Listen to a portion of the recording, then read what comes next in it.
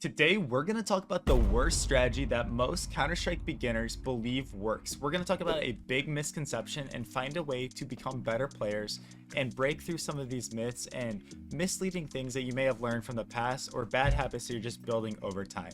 Before we get into that, one thing that we all could learn about is Counter-Strike 2 skins, so I do have to give you a message before the video starts. Thank you to the sponsor of today's video, Skins Monkey.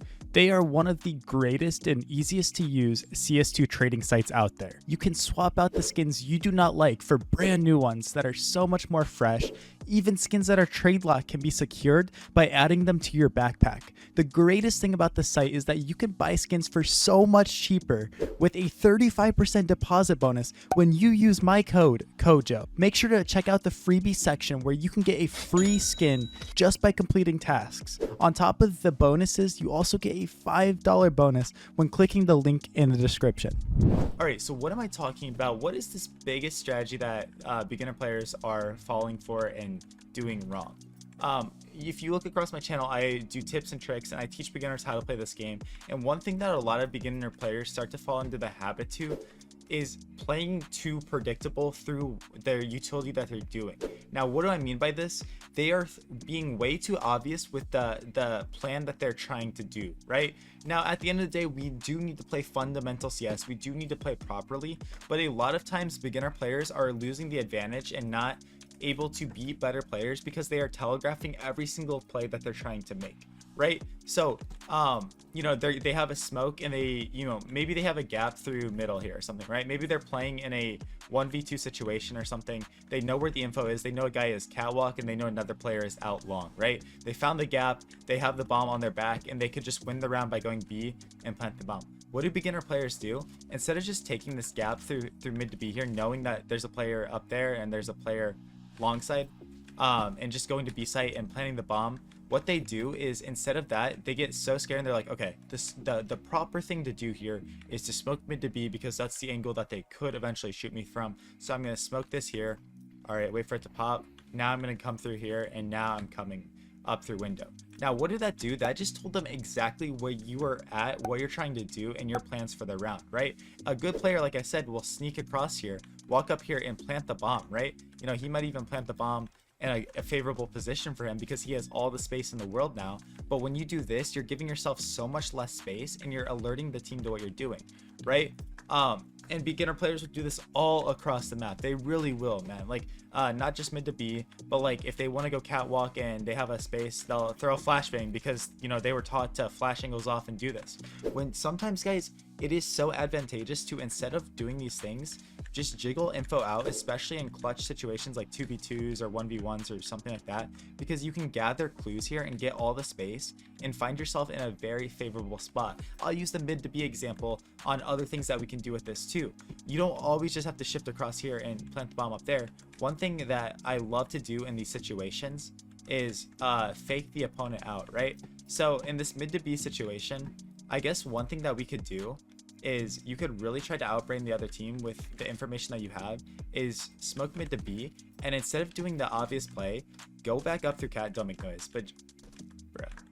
There you go up cat and then start to flank them and make a new play based on that. You hear him drop off cat, now you have another situation and you're playing outside of the game, right? You're not doing the obvious thing.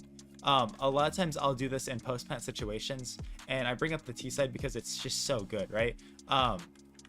You can do so many valuable things with this. I'm an opper and it's so easy when I have the op, especially because, say I jump across here and I want to plant the bomb, but I'm in like a 1v4 or 1v3. You're never going to win a 1v3 by being predictable and doing the, staying on site or doing what you want to do. You've got to be dynamic in some sort of way, and you have to outbrain the other team. So one thing that I'll do in a lot of the situations, and I wish I had Mirage up here because I have some better examples of Mirage, but instead of a 1v4, if I sneak on the bomb site and I just have a free plant, instead of just planting the bomb right away, what I'll do is if I cross this angle and I don't see anybody, what I'll do is I'll actually throw a smoke across doors and get here in post. Now, what did I just do? I threw that smoke and then everyone's like, oh guys, he just smoked B doors, let's rotate into B site. Even the best players in the region, in the world, will sometimes fall for this, where they'll just rotate in through here because they think you smoked that. They are like, it's a 1v4, he's got to get plant down, and then they're knife out through here, and it is the easiest frag for you ever.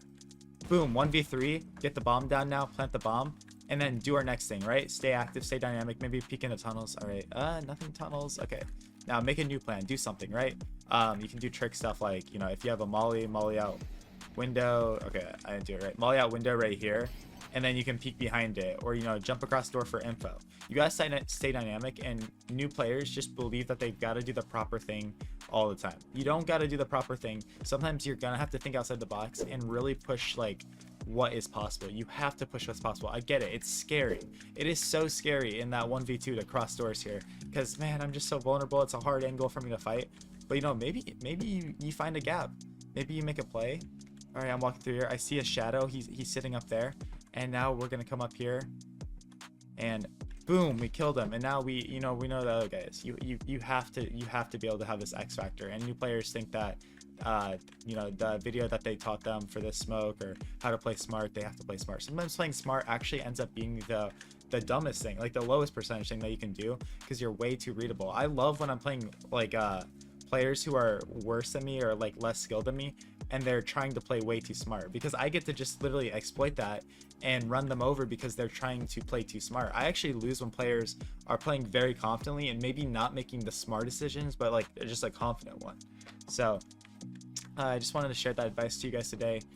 Be active, be dynamic, and don't always do the smart thing. Don't do it, guys. Like, really do your thing, do your, you know, what you think you want to do, and get into that flow zone, because you'll find that you can get into the flow zone so easily when you play like this. It's a great way to play the game, and there's so much you can do. So yeah, thank you guys so much for watching this video. Sorry I was all over the place. I still think it's good advice though. Subscribe to my channel if you're still with me, and go ahead and comment brown shirt if you're still watching, so I'll know that you stuck to the end, and I'll leave you a nice little comment. So appreciate every single one of you guys. Have a great rest of your day. Keep grinding. Peace out.